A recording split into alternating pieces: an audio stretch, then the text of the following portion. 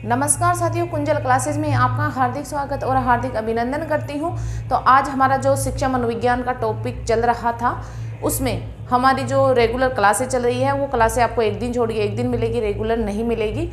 तो आपकी शिक्षा मनोविज्ञान में शिक्षा क्या है, मनोविज्ञान क्या है और शिक्षा मनोविज्ञान क्या है, इस चीज़ों को हम क्लियर कर चुके हैं। शिक्षण विद्या भी आपको मैं दे चुकी है क्लास। शिक्षा मनोविज्ञान के बच्चों का कमेंट था कि मैम हमें शिक्षण विद्या करवाई जाए। आज हम नया टॉपिक शुरू करने जा रहे हैं, अधिगम। अधिगम को हम इस तरीके से तैयार करेंगे कि हमें और कहीं भटकने की ज़रूरत नहीं पड़ेगी और इसको क्लास में ही हाथों हाथ हम याद करेंगे कि अधिगम क्या होता है। और आपको देखो, क्लास को ज़्यादा से ज़्यादा लाइक, शेयर और सब्सक्राइब करना है, क्योंकि आप शेयर करने में कंजूसी करते हो। आपकी जो छोटी भाई बहन है, जो मित्रगण है, रिश्तेदारी में कोई है, तो आपको उनको ज़्यादा से ज़्यादा शेयर करनी है ताकि सभी बच्चों का भला हो। ये आपके first grade, second grade, REET mains और रेट प्री सभी के लिए उपयोगी क्लास है। तो आप सभी बच्चे इसमें इंटरेस्टिंग हो वो देख सकते हैं और यहाँ से अपने तैयारी को एक मजबूत आधार प्रदान कर सकते हैं। तो हम आज बात करेंगे अधिगम यानी लर्निंग, यानी सीखना। अधिगम बोल दो, चाहे इसको सीखना भी बोल सकते हैं। अधिगम को सीखना भी बोलते हैं। क्या बोलते हैं? सीखना या अधिगम। अंग्रेजी होती है लर्निंग, ठीक है। अब इसके अर्थ क्या होते हैं? अर्थ क्या होता है? हम कोई भी चीज़, हम जैसे कोई भी टॉपिक स्टार्ट करते हैं तो सबसे पहले हम उसका अर्थ जानते हैं कि इसका अर्थ क्या होता है। तो हम बात करते हैं कि इसमें बालक परिपक्वता की ओर बढ़ता है, अपने अनुभवों का लाभ उठाता है और फिर अपने व्यवहार में स्थायी परिवर्तन करता है। यही क्या है? अधिगम यानी सीखना, कि मैं अपने व्यवहार में परिवर्तन करूंगी, कुछ सीखूंगी और अनुभव से लाभ उठाऊंगी। तो इसको मैं क्या बोलूँगी? अधिगम। ये एक जीवन पर्यंत चलने वाली प्रक्रिया है। यानी अब देखो अर्थ, इसका अर्थ देखो, अधिगम एक मनोवैज्ञानिक प्रक्रिया है। ये क्वेश्चन यहाँ से ऐसे छप सकता है कि क्या है? मनोवैज्ञानिक प्रक्रिया है, अमनोवैज्ञानिक है या वैज्ञानिक है? तो है मनोवैज्ञानिक प्रक्रिया। यहाँ से क्वेश्चन बन सकता है, ठीक है। अब जिसमें व्यक्ति या बालक परिपक्वता की ओर बढ़ता है, बढ़ता हुआ अनुभवों से लाभ उठाता है, अपने व्यवहार में स्थायी परिवर्तन करता है, यानी परिपक्वता की ओर बढ़ता है, अनुभव से लाभ उठाता है और व्यवहार में स्थायी परिवर्तन करता है। तो इसे क्या कहते हैं? अधिगम। अपन बोलचाल की भाषा में समझो इसको, एक शिक्षा के रूप में, इसको लोड के रूप में मत लो कि बालक अपने मतलब कि अनुभव से लाभ उठाता है, व्यवहार में स्थायी परिवर्तन करता है, परिपक्वता की ओर बढ़ता है।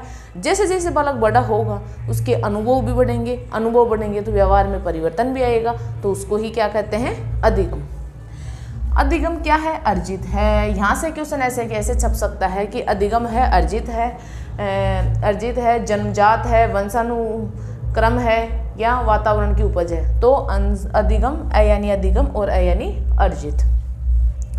अधिगम वंशानुक्रम और वातावरण का योग है, योग है। शेष सभी अधिगम ही केवल साइकोलॉजी में योग होता है, बाकी सभी गुणनफल होते हैं। वंशानुक्रम और वातावरण का गुणनफल होते हैं सभी, अधिगम को छोड़कर। अधिगम सर्वत्र और जीवन पर्यंत चलता रहता है, यानी अधिगम, अब आप देखो, अधिगम सर्वत्र और जीवन पर्यंत चलता रहता है। कैसे?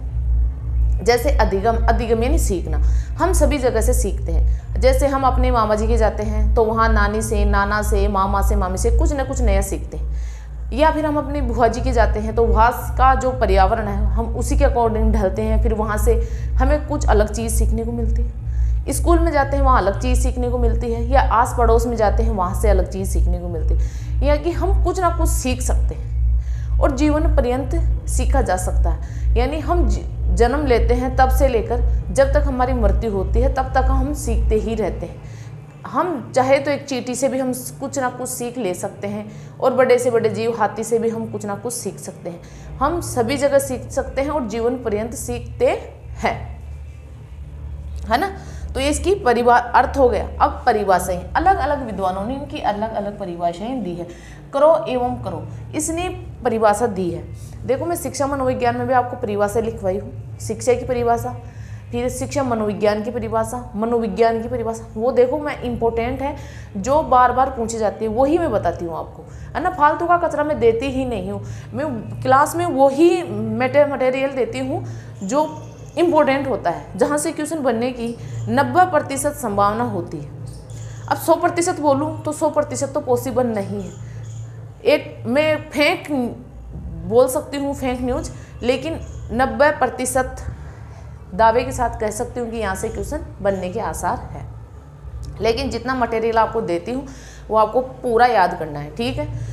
इसीलिए मैं आपको छोटी क्लास देती हूँ। फिर है करो एवं करो। इसने उन्हें परिभाषा दी है, सीखना आदतों, ज्ञान और अभिवृत्तियों का अर्जन है। तो पहले भी मैं बोली थी कि परिभाषा इतनी है कि आपको याद नहीं हो पाएगी, आपको केवल शब्द पकड़ने हैं। तो अभिवृत्ति, ज्ञान और आदत, ज्ञान, अभिवृत्ति, आदत किसने कही?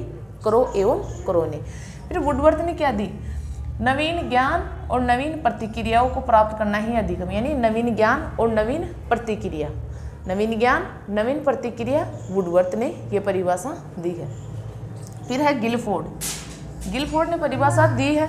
गिलफोर्ड ने परिभाषा दी है, व्यवहार के कारण व्यवहार में परिवर्तन ही अधिगम, यानी मेरे व्यवहार के कारण, मेरे व्यवहार में जो परिवर्तन होता है, चेंजेज होते हैं, उसको ही अधिगम कहा है। ये किसने कहा?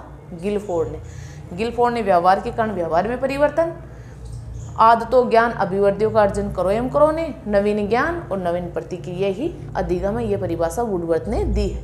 तो आपको क्लास में ही याद हो गया होगा, ऐसा मैं दावे के साथ कह सकती हूँ। क्योंकि अगर आप क्लास को स्किप नहीं करोगे और रेगुलरिटी के साथ देखोगे, नियमित रूप से देखोगे और पूरा मन लगाकर देखोगे, तो मैं दावे के साथ कह सकती हूँ कि ये क्लास आपको क्लास में ही याद हो गई, आपको बाहर पढ़ने की ज़रूरत नहीं है। तो आप इसका स्क्रीनशॉट ले लीजिए।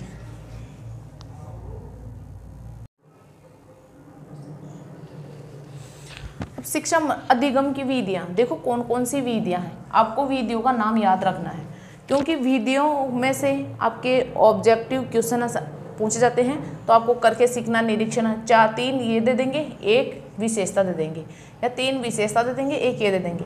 फिर आपसे पूछेंगे कि कौन सी विधि है या नहीं है, ऐसे यहाँ से क्वेश्चन बनेगा। अब देखो विधियाँ हैं इसकी करके सीखना, यानी करके सीखो। आप कोई भी काम करते हो तो उसको करके सीखो, करके सीखोगे तो स्थायी हो जाएगा और आप भूल नहीं पाओगे। निरीक्षण से सीखो, यानी किसी वस्तु का निरीक्षण करके सीखो। फिर परीक्षण से सीखो, निरीक्षण से, परीक्षण से सीखा हुआ ज्ञान स्थायी होता है। फिर है वाद विवाद या व्याख्यान। आप जैसे तैयारी कर रहे हो, 2 दोस्त आपस में तैयारी कर रहे हैं एक रूम में रहकर, तो वो आपस में डिस्कस करेंगे, वाद विवाद करेंगे किसी चीज़ को लेकर। जैसे वो है कि वो डिस्कस करेंगे कि व्याकरण शिक्षण की कौन कौन सी विधियाँ हैं। तो जिस पहले वाले बंदे को याद होगी कि हाँ ये वाली विधियाँ है, वो बोल के बताएगा। फिर दूसरा उसको, हाँ फिर वो डिस्कस करेगा, हाँ कि सही है, एकदम सही है। क्योंकि अगर उसको याद नहीं होगी तो फिर वो भी होड़ में क्या करेगा, उसको याद करेगा। तो वाद विवाद भी एक काफ़ी इम्पोर्टेंट विधि है। फिर है अनुकरण द्वारा। अनुकरण द्वारा यह है कि इसमें जैसे मैं आपको बता रही हूँ कि अधिगम है ना, तो ये विधियाँ हैं, विशेषता हैं। आपको ऐसे ऐसे याद करना है, कौन से तरीके से आपको याद करना है, कैसे याद करना है, क्या करना है। तो आप मेरा अनुकरण करोगे, मैं आपको बताऊँगी, फिर आप मेरा पीछे पीछे अनुकरण करोगे। फिर है सूझ द्वारा, यानी आपको जैसे आप पढ़ाई कर रहे हो तो बैठे बैठे आपको कोई चैप्टर है वो याद नहीं हो रहा, तो आप में सूझ आई, अचानक से सूझ आई कि नहीं यार मेरे को इसकी पहले आउटलाइन बनानी चाहिए, शॉर्ट नोट्स बनाने चाहिए, क्योंकि मेरे को याद नहीं हो रहा। यानी आप में अचानक सूझ उत्पन्न हुई कि हाँ यार अगर मैं इसके शॉर्ट नोट्स बनाऊंगा, इसका एक मानचित्र बनाऊंगा, आउटलाइन बनाऊंगा, तो मैं पहले इसको ऐसे करके याद करूंगा तो ज़्यादा बेटर होगा। तो ये सूझ द्वारा भी संभव है। प्रयत्न व त्रुटि से सीखना। प्रयत्न या त्रुटि से यह है कि आप किसी, जैसे मैं आपको शिक्षण विधियाँ बता दी है ना, जैसे साइकोलॉजी की मान लो, अब आपको याद नहीं हो रही तो आप बार बार कोशिश करोगे, फिर आप उसको लिख कर याद करोगे, फिर लिखने में आप गलती करोगे, फिर आप बार बार कोशिश करोगे, फिर उसको देख कर लिखोगे, फिर बिना देखे लिखोगे, है ना। तो आप प्रयत्न और त्रुटि से भी आप सीख सकते हो। जैसे थॉर्नडाइक का सिद्धांत आएगा इसी अधिगम में, तो वो प्रयत्न और त्रुटि पर आधारित सिद्धांत है। सुप्त अधिगम और सुप्त अधिगम भी इसके एक इम्पोर्टेंट विधि है। तो ये विधियों के नाम आपको याद करना है। हमें बता दी, आप कॉमन सेंस की बात है, इसमें अंदर में करके सीखना, परीक्षण से सीखना, क्योंकि अब आप सब मतलब कि अनुभवी हो, क्योंकि आपने बीएड की है, बीएसटीसी की है, तो आपको इन चीज़ों का नॉलेज हो चुका है, क्योंकि आपने बीएड बीएसटीसी में ये साइकोलॉजी पढ़ते हो, तो इसका आपको बेसिक नॉलेज होना ज़रूरी है। ठीक है, फिर हम विशेषताओं की बात करते हैं। अधिगम की विशेषताएं कौन कौन सी है? अब देखो, ये पॉइंट आपको पॉइंट याद रखने हैं। अब पॉइंट की डिटेल मैं आपको बता रही हूँ, और पॉइंट की डिटेल अंदर से आपको कोई पूछने वाला नहीं है, बस ये पॉइंट में से ही आपके एबैसिड में से क्वेश्चन बनेंगे, है ना। फिर यहाँ पे देखो, सीखना सार्वभौमिक प्रक्रिया है। सार्वभौमिक यानी सभी प्रकार के प्राणियों से आप सीख सकते हो। आप देखो, माता पिता से सीख सकते हो, भाई बहन से सीख सकते हो, गुरुजनों से सीख सकते हो, पशु पक्षियों से सीख सकते हो, आप कहीं से भी सीख सकते हो, यानी सभी प्राणियों से आप सीख सकते हो। सक्रिय प्रक्रिया है, सीखना सक्रिय प्रक्रिया है। कैसे? जैसे आप क्लास में बैठे हो, अब मैं आपको पढ़ा रही हूँ कि अधिगम की विधियाँ यह है, विशेषताएं हैं। अब कई बच्चे ये हैं तो वो एक्टिव है कि हाँ मैम का आज वो क्लास आएगी, मैम की साइकोलॉजी की क्लास आएगी।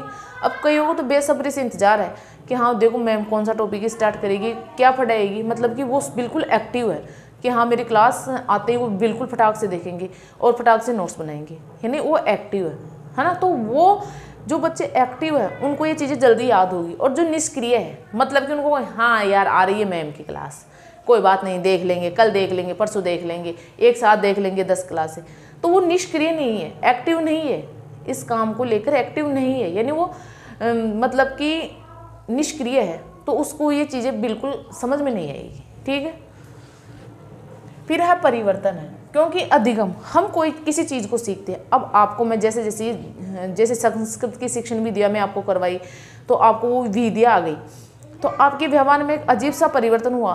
पहले आपको आती नहीं थी, अब आपको याद हो गई, तो आपके दिमाग में क्या हुआ, यार मेरे को वो चीज़ें समझ में अच्छे से आ गई, तो आपके व्यवहार में अलग सा ही चेंज आ जाएगा। ठीक है, फिर है समस्या समाधान है।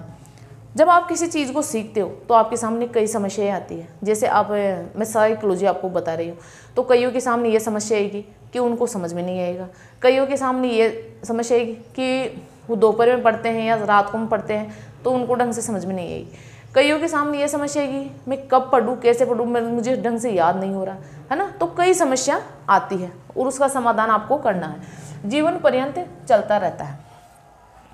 यानी जो सीखना होता है ना वो जीवन पर्यंत सीखते हैं, यानी बच्चे जन्म लेते हैं तब से लेकर जब तक उनकी मृत्यु होती है तब तक सीखते ही रहते हैं। फिर है अनुभवों का संगठन है। जैसे हम किसी चीज़ को सीखते हैं, है ना, जैसे अब मैं पढ़ा रही हूँ आपको, है ना, तो मैं पढ़ा रही हूँ तो फिर आगे मैं और टॉपिक पढ़ाऊँगी, है ना, फिर उसके आगे मैं और टॉपिक पढ़ाऊँगी। तो इन चीज़ों का मुझे अनुभव हो चुका है कि मैं आपको शिक्षा मनोविज्ञान बता चुकी, अधिगम बता चुकी, अब मैं अभिप्रेरणा का टॉपिक स्टार्ट करूँगी, तो मैं इन चीज़ों से अनुभवित हो चुकी हूँ, है ना। तो ये क्या है, अनुभव का संगठन है। उद्देश्य कौन होता है, यानी हम सीखते हैं, कोई चीज़ सीखते हैं तो आप जैसे इसको पढ़ रहे हो, याद कर रहे हो, सीख रहे हो, तो आपका क्या उद्देश्य है। किसी का उद्देश्य फर्स्ट ग्रेड क्लियर करना है, किसी का सेकंड ग्रेड, तो किसी का रीट प्री, तो किसी का रीट मेंस पास करना इसका उद्देश्य है। तो कोई ना कोई उद्देश्य लेकर आप इसको पढ़ रहे हो। अगर कोई उद्देश्य ही नहीं होता तो आप क्या इसको पढ़ते, क्या नहीं पढ़ते। अर्जित है और अनुकूल है। अर्जित है यानी हम कहीं से भी ग्रहण कर सकते हैं और उसी के अनुकूल हम वातावरण के अकॉर्डिंग ढलते हैं। ज्ञान का संचय, हम सीखते हैं तो हमें एक नया ज्ञान मिल जाता है और हमारे दिमाग में एक नया ज्ञान का भंडार इकट्ठा हो जाता है। फिर है वातावरण की उपज है। हम सीखते हैं कि मुझे बीएड करना है, बीएसटीसी करना है, अब मुझे मतलब कि सेकंड ग्रेड टीचर बनना है, फर्स्ट ग्रेड टीचर बनना है या थर्ड ग्रेड टीचर बनना है, तो ये क्या एक वातावरण की उपज है। फिर है खोज है, यानी सीखना खोज है। हम सीखेंगे तो किसी ना किसी नई चीज़ की खोज करेंगे उसमें, है ना। तो सीखना क्या है, खोज। तो ये इसकी विशेषता है, ये विधियाँ हैं, आपको इनको ऐसे कैसे याद करना है। ठीक है, तो आप इसका स्क्रीनशॉट ले लीजिए।